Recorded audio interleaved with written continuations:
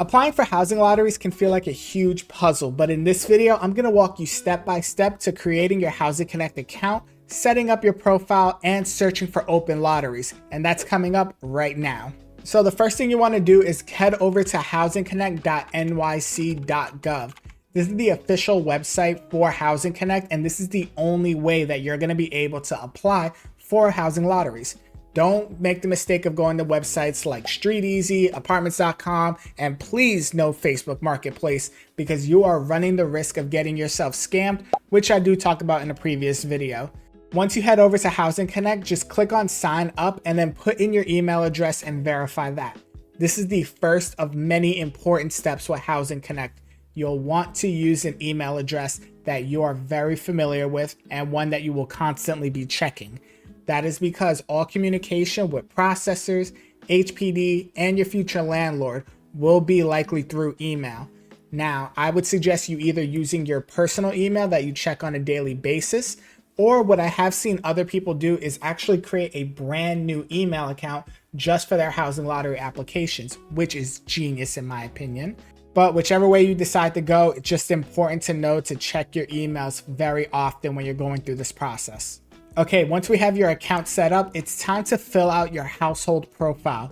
We're gonna make a new profile for each and every member of the household. That means yourself, your spouse, your kids, your parents, if your parents are living with you.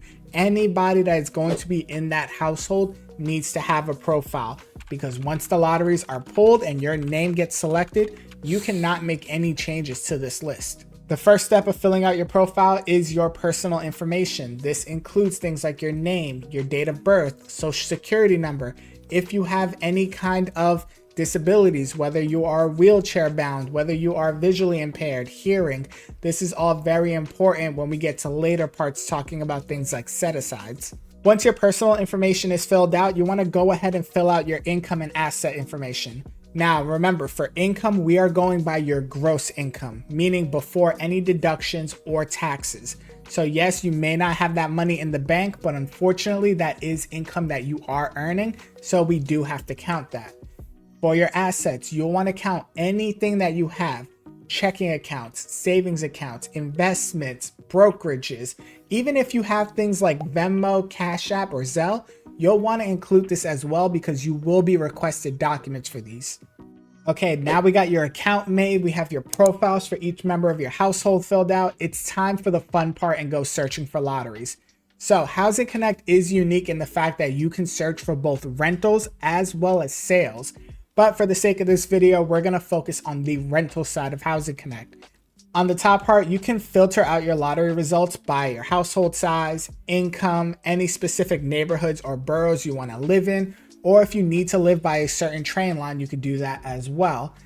Be careful though, because this is a numbers game with Housing Connect, so you'll want to apply for as many lotteries as you can. So don't narrow yourself to such a small window, unless of course you're going through a community board. Once you find a lottery that you're interested in, click on it to open up the actual advertisement. From here, you're going to see things like the AMI levels, the rent, and the household income. Don't worry about the terminology if you don't understand it, because we're going to talk about it in the next video. But know that the AMI levels do go between 30% to 165%, and it just determines what income ranges fall within these certain levels.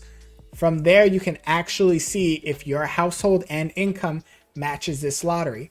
If it does, you can click on the button that says apply and submit your application for it. Just know, before you hit submit to that application, be sure to double check that your household size and income matches what the lottery is looking for to keep yourself from being automatically rejected. Now that we have our fully created Housing Connect profile, it's time to learn the terminology of Housing Connect. Things like AMI levels, set-asides, preferences, all of these things can be found in video 2 of this series, which you can click right over here.